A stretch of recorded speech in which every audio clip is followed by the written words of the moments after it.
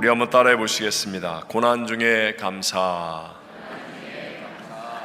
설교 전에 지금 함께 불렀던 날 구원하신 주 감사, 이 찬송은요 100년 이상 불려져 왔던 그런 찬송입니다. 마음 깊은 곳까지 다가오는 가사와 멜로디가 많은 사람들에게 감동을 주어서 지금까지도 불려지는 찬양입니다.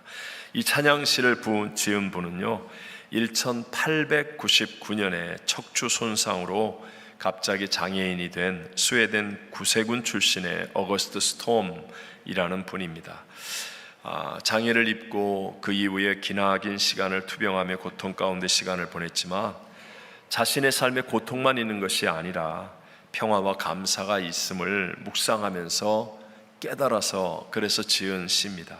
이렇게 깊은 고난 속에서의 감사 찬양이기 때문에 온 세계에 더 많은 사람들에게 신선한 감동과 또 큰 충격을 주고 있습니다. 여러분, 우리가 사는 이 세상에는 빛과 그림자가 언제나 함께 하고 있습니다. 이 세상에 그림자가 없는 일이 있습니까? 없습니까? 너무 질문이 어렵습니까? 이 세상에 그림자가 없는 일은 없습니다. 아무리 멋있어 보이고 좋아 보여도 그림자가 생길까요? 안 생길까요? 생깁니다. 그런데 언제나 그림자의 어두운 부분만을 먼저 보고 생각하고 말하는 사람이 되면 바로 그 사람이 불행한 사람이 되는 것입니다. 반대로 고난이 큰데도 불구하고 이 어거스트 스톰처럼 어두운 쪽보다는 밝은 면을 볼 수 있는 사람이 되어지면 그런 사람은 긍정과 소망의 삶, 또 다른 사람을 살리는 삶이 되기까지 하는 것이죠. 자, 우리가 함께 읽었던 오늘 본문의 하박국 선지자는요 아주 고통스럽고 힘든 예언의 말씀을 하나님께로부터 받았습니다. 그것은 사랑하는 조국 유다가 갑자기 일어난 제국이 된 바벨론에 의해서 완전히 박살이 나고 망할 것이라는 예언입니다. 지금 여러분, 중동의 이스라엘을 중심으로 하는 이란 주변의 나라와의 전쟁에서 미사일이 터지고 막 이렇게 미국이 참전하여 폭탄이 터지고 그런 이야기를 보거나 들어도 가슴이 아프잖아요.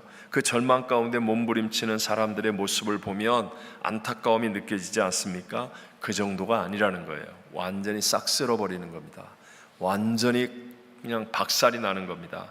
그런 말씀을 들을 때 이 하박국 선지자는요 창자가 흔들렸고 입술이 떨리고 뼈가 썩는 것 같았고 몸 전체가 떨린다라고 고백합니다.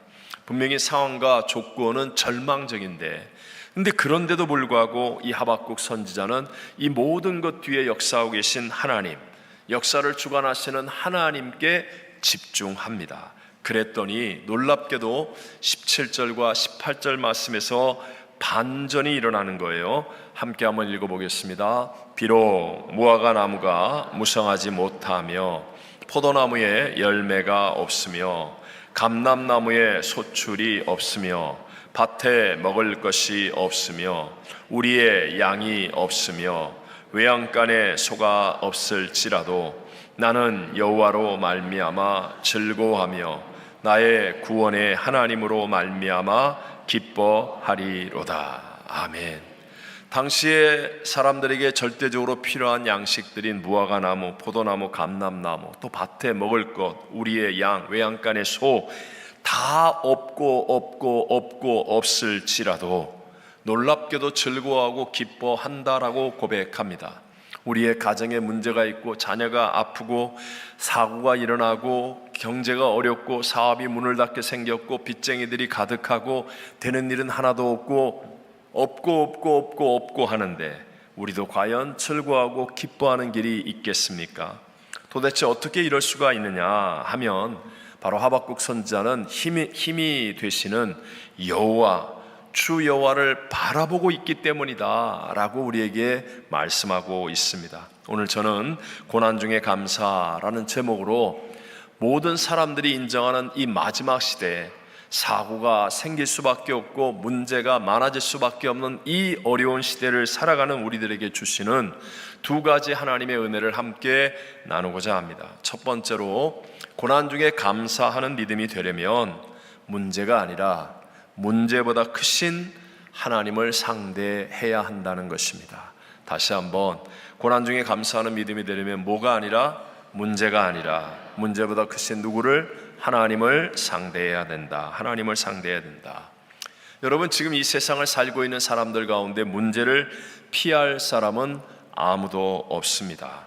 특별히 모든 사람들이 지금은 말세라고 얘기하잖아요. 말세는 자연재해, 사건, 사고, 사람들의 마음의 완악함, 강팍감, 사랑이 식어짐, 별의별 일들이 많이 생겨나는 세상이라는 거죠. 이렇게 문제가 생기면 우리의 삶은 당연히 힘들게 되어집니다. 하지만 문제 자체의 무게보다도 더 힘든 것은 문제를 만났을 때 마음이 무너지는 것인데, 마음이 빛은 보지 못하고 그림자만을 바라보면서 부정적이 되거나 원망, 불평에 빠지는 것이 사실은 더 큰 문제라는 것이죠. 우리 구약 성경에 나와 있는 이스라엘 백성들이 광야를 지날 때를 생각해 보십시오.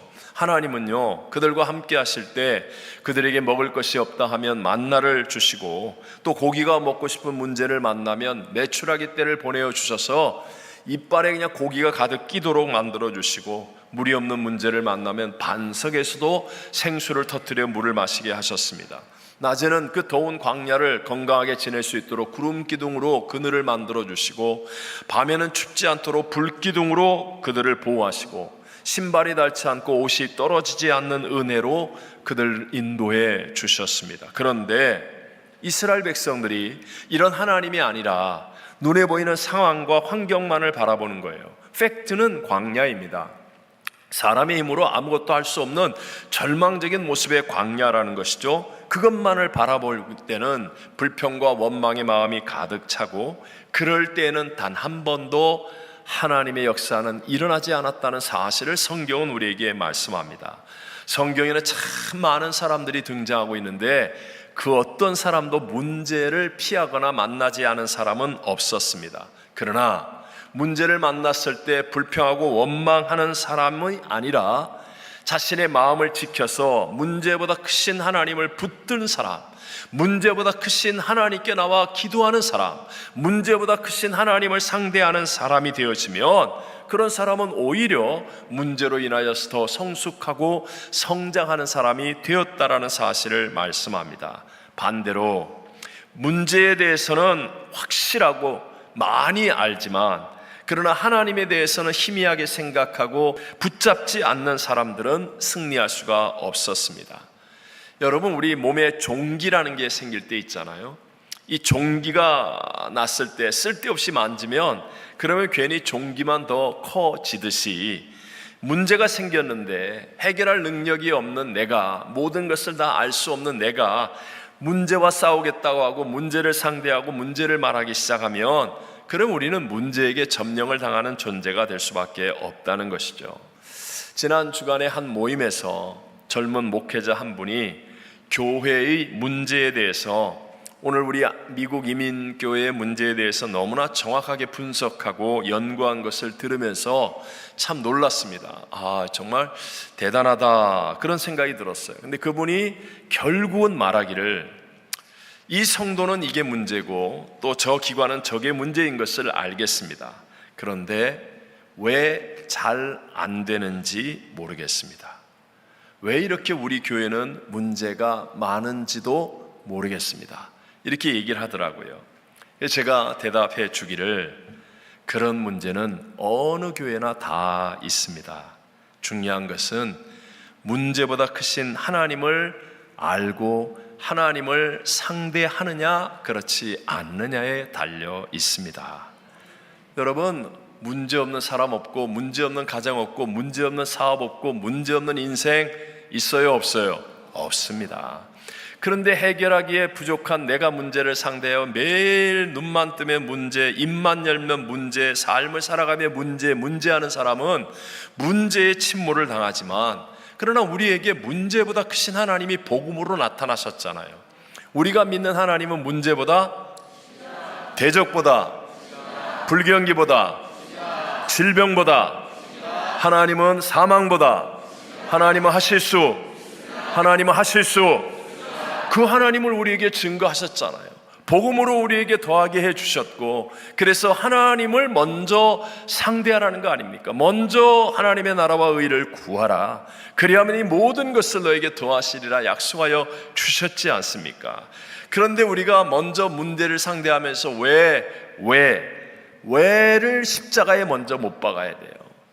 왜 하는 마음을 먼저 십자가에 못 박고, 분명히 죄와 사망을 이기고 부활 승리하신 예수님을 나는 믿습니다 하면서 예수님을 바라보고 예수님을 깊이 묵상하고 예수님과 가까워지도록 기도하고 예수님 말씀을 붙들고 씨름하고 예수 그리스도를 높이는 예배의 성공자가 되어질 때 진짜 이기는 자가 되어질 줄로 믿습니다.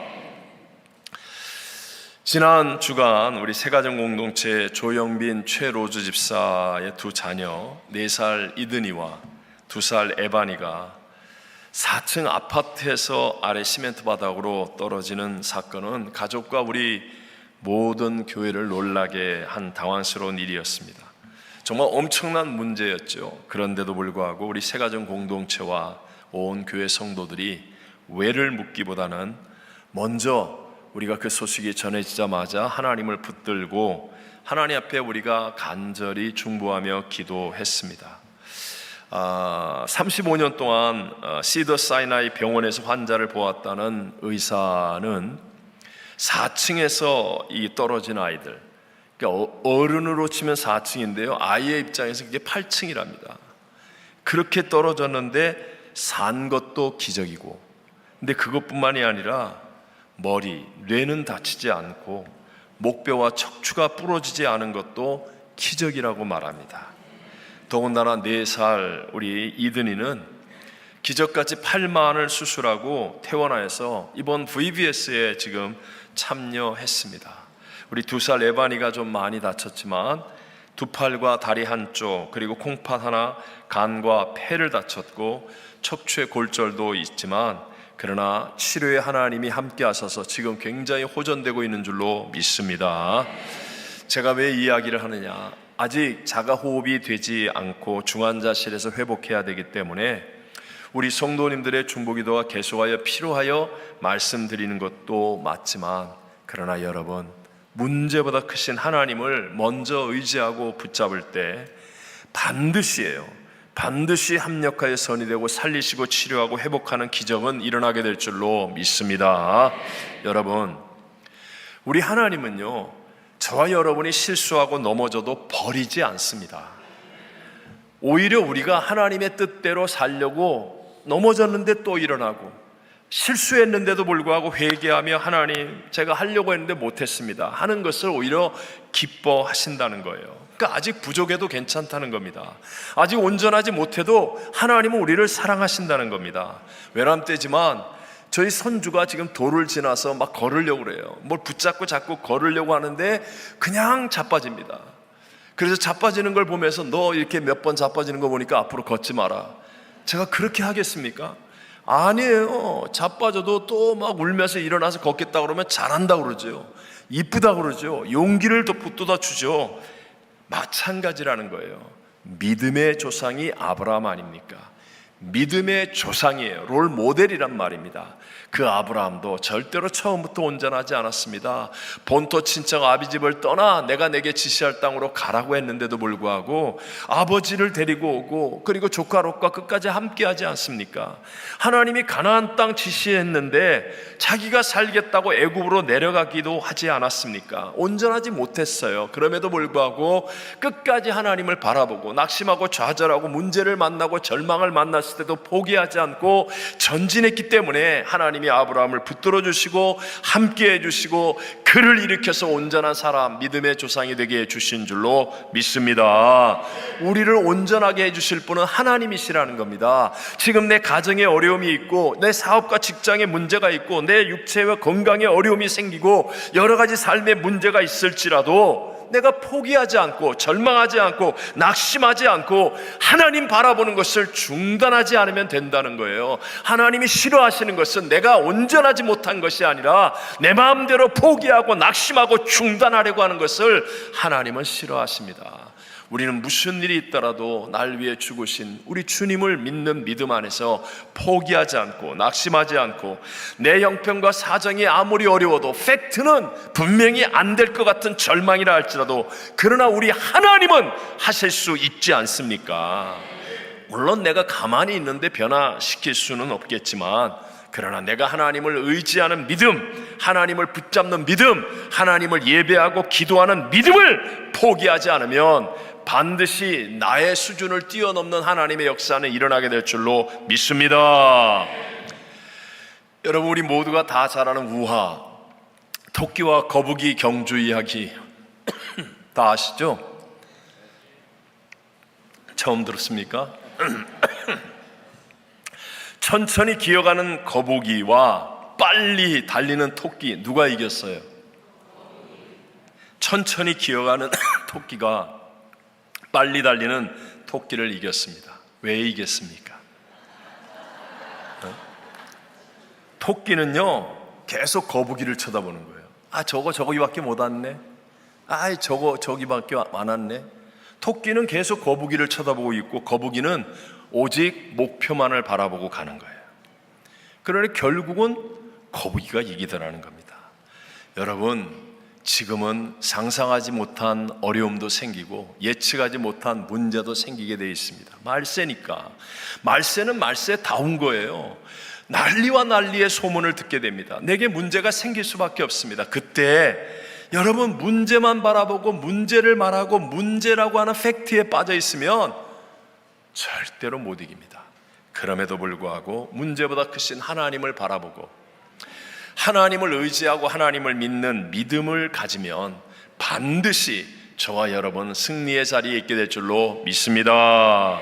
자, 두 번째로 우리가 이렇게 믿음으로 고난 중에 감사가 되어지잖아요. 믿음으로 고난 중에 감사가 되어지면 하나님의 것들을 받아들이게 되는 겁니다. 하나님의 것들을 받아들여 역전승을 이루게 되어진다. 하나님의 것들을 어떻게 해요? 받아들이는 거예요. 이거 중요한 말입니다. 하나님의 것들을 어떻게 한다고요? 받아들여서 역전승을 이루게 된다. 여러분, 좋으신 하나님은 우리에게 좋은 것들을 주시기를 원하시는 분이십니다. 로마서 8장 32절만 같이 한번 읽어볼까요? 자기 아들을 아끼지 아니하시고 우리 모든 사람을 위하여 내주신 이가 어찌 그 아들과 함께 모든 것을 우리에게 주시지 아니하겠느냐. 아멘. 하나님에게 가장 소중한 단 하나밖에 없는 독생성자 예수님, 그분도 우리를 위해 아끼지 않고 내어주셨습니다. 우리를 구원하기에 그분이 십자가에 죽기까지 하셨습니다. 하물며 그 아들과 함께 다른 것들을 왜 주지 않겠느냐. 여러분, 진짜 좋은 자동차를 선물로 주는 사람이 자동차 안에 있는 자동차 유리 닦는 걸레 안 주겠어요? 말이 안 되는 얘기 아닙니까? 아들을 주셨는데 구하는 자에게 왜 다른 것 좋은 것 주지 않겠니? 난 너에게 주기를 원하는 분이야 라는 것을 말씀하는 거죠. 또 사도행전 2장 38절을 같이 한번 읽어봅니다. 베드로가 이르되 너희가 회개하여 각각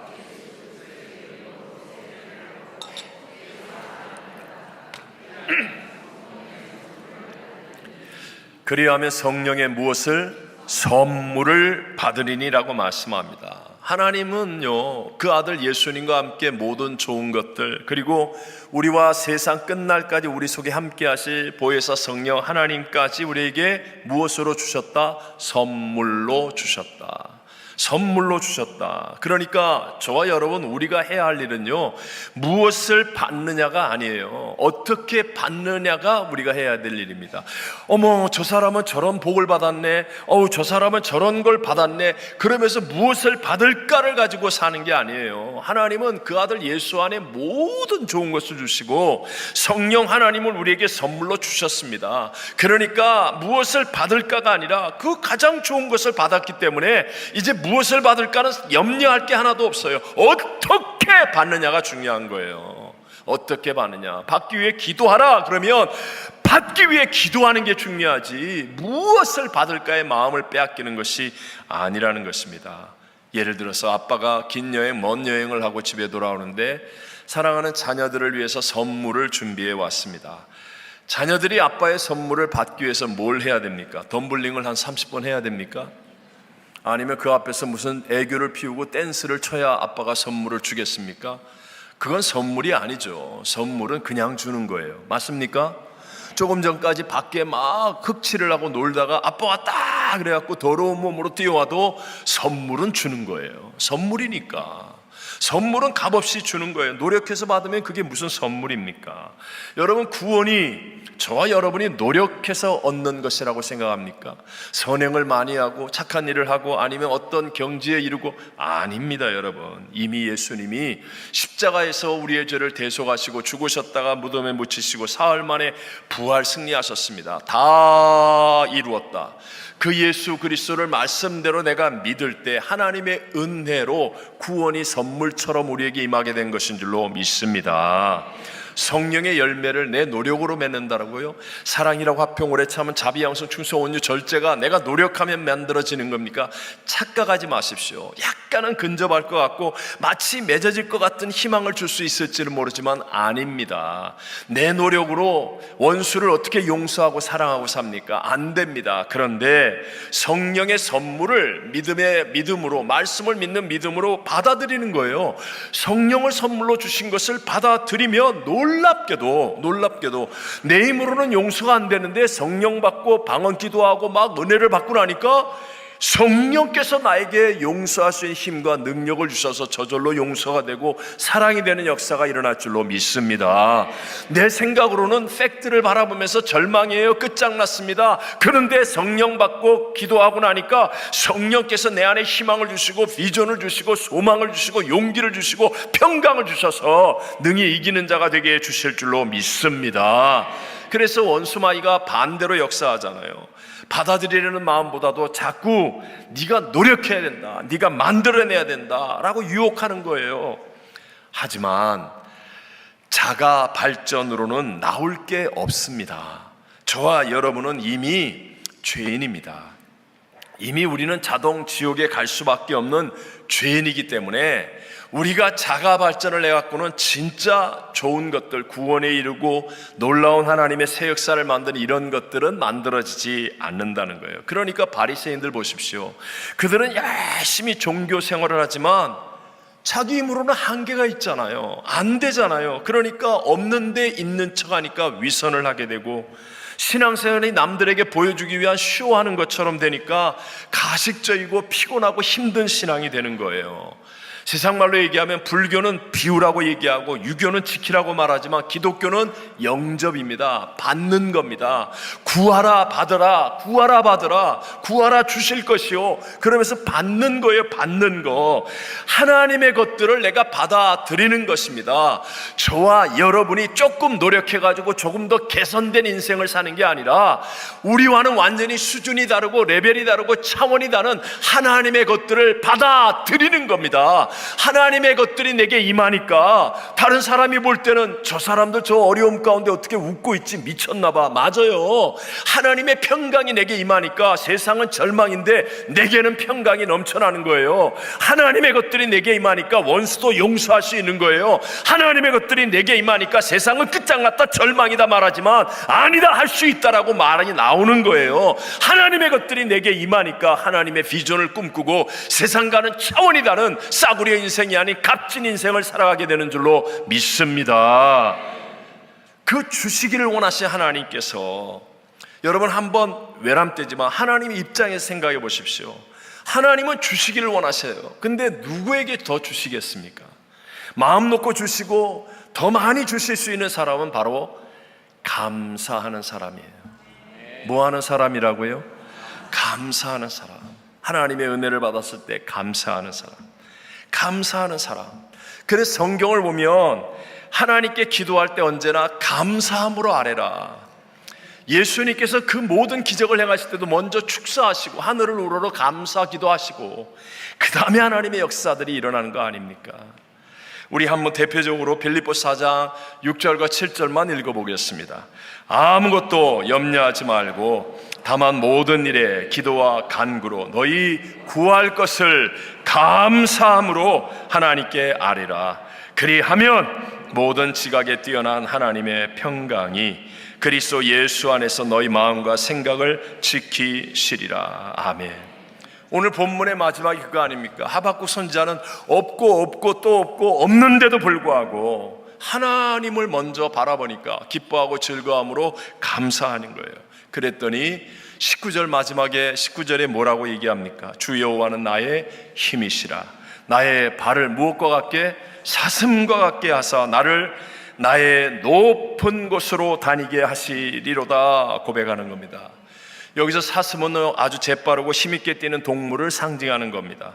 지금 비록 하박국 선지자는 약하고 낮고 나라가 망하는 그런 고난을 당하고 있지만, 그러나 하나님이 나의 발을 사슴과 같이 하셨다. 그래서 하나님이 힘있게 하시고 높은 곳으로 다니게 하신다 라는 그 거룩한 소망을 품고 있는 것입니다.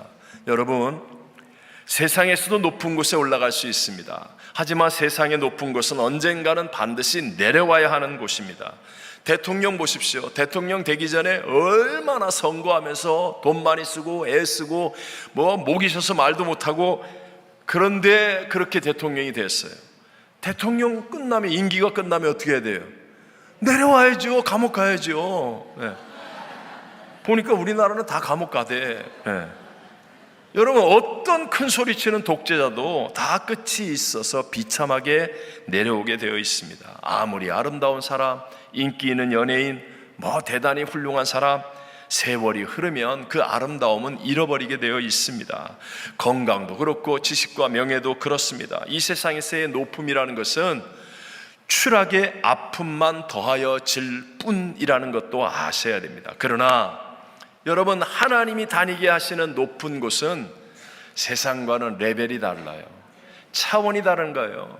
하나님이 주시는 복은 뭐가 없다? 그림자가 없다고 그랬잖아요.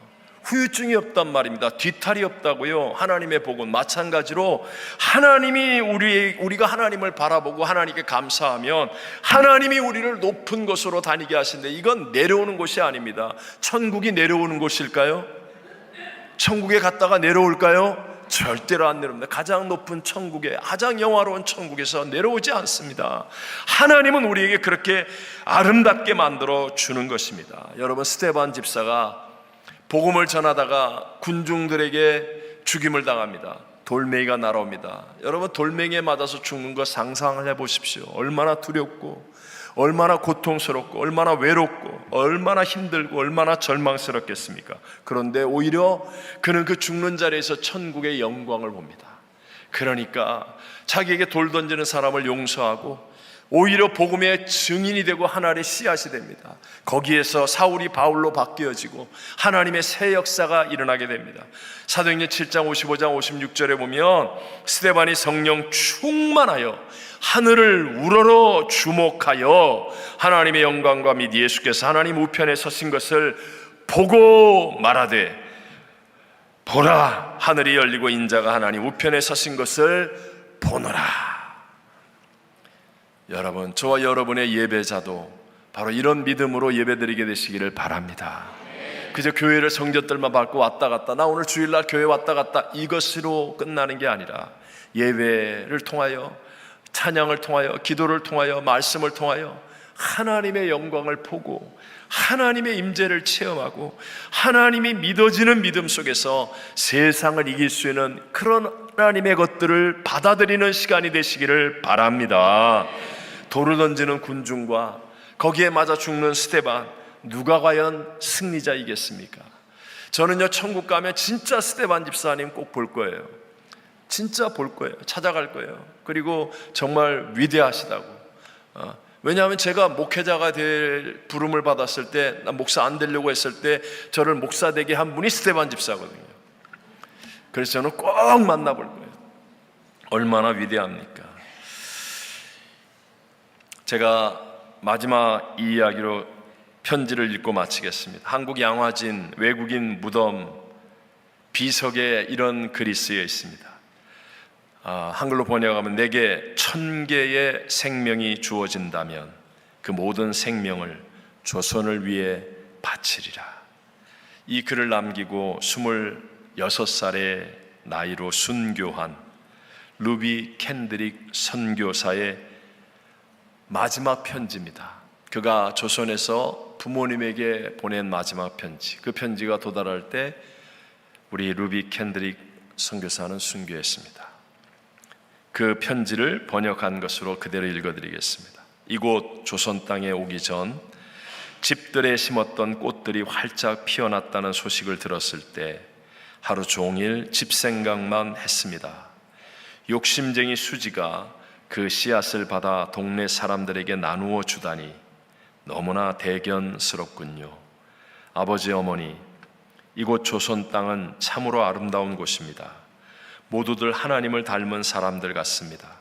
선한 마음과 복음에 대한 열정으로 보아 아마 몇십 년이 지나면 이곳은 예수님의 사랑이 넘치는 곳이 될 것 같습니다. 저는 복음을 듣기 위해 20km를 맨발로 걸어오는 어린아이들을 보았을 때 그들 안에 있는 하나님의 사랑 때문에 오히려 위로를 받습니다. 그러나 한편에서는 탄압이 점점 심해지고 있습니다. 그저께는 예수님을 영접한 지 일주일도 안 된 서너 명이 끌려가 순교했고, 토마스 선교사와 제임스 선교사도 순교했습니다. 선교 본부에서는 철수하라는 지시가 있었지만 대부분의 선교사들은 그들이 전도한 조선인들과 아직도 숨어서 예배를 드리고 있습니다. 그들은 모두가 순교를 할 작정인가 봅니다. 오늘 밤은 유난히도 고향으로 돌아가고 싶습니다. 외국인을 죽이고 기독교를 증오한다는 소문 때문에 부두에서 저를 끝까지 말리셨던 어머니의 얼굴이 자꾸 제 눈앞에 어른거립니다. 아버지, 어머니, 어쩌면 이 편지가 마지막일 수도 있습니다. 제가 이곳에 오기 전 뒤뜰에 심었던 한 알의 씨앗이 이제 내년이면 온 동네가 꽃으로 가득하겠죠. 그리고 또 다른 씨앗을 만들어 조선 땅에는 많은 꽃들이 피고 그들도 여러 나라에서 씨앗이 될 것입니다. 저는 이 땅에 저의 심장을 묻겠습니다. 바로 이것은 제가 조선을 향해 가지는 열정이 아니라 하나님께서 조선을 향해 가지신 열정이라는 것을 알게 되었습니다. 아버지, 어머니, 사랑합니다. 이 편지가 전해진 이후에 순교했습니다. 그 소식이 전해지자 전에 다녔던 미국 텍사스주의 교회를 비롯하여 함께 공부했던 대학 학생, 많은 젊은이들이 낯선 땅, 이 조선을 위해 선교사로 헌신하게 되었다고 합니다. 여러분, 고난과 문제는 어떻게 살아도 우리 앞에 다가옵니다. 우리의 눈이 하나님을 볼 수 있게 되시기를 바랍니다. 그러면 어떤 고난 속에서도 하박국 선지자와 같이 고난이 감사의 조건이 되어집니다. 고난을 통해서 감사함으로 우리에게 좋은 것을 주시기를 원하시는 그 하나님의 것들을 받아들여서 우리 이 땅을 이기고 세상을 이기는 진정한 역전승의 주인공들이 다 되시기를 주의 이름으로 축원합니다. 축원합니다.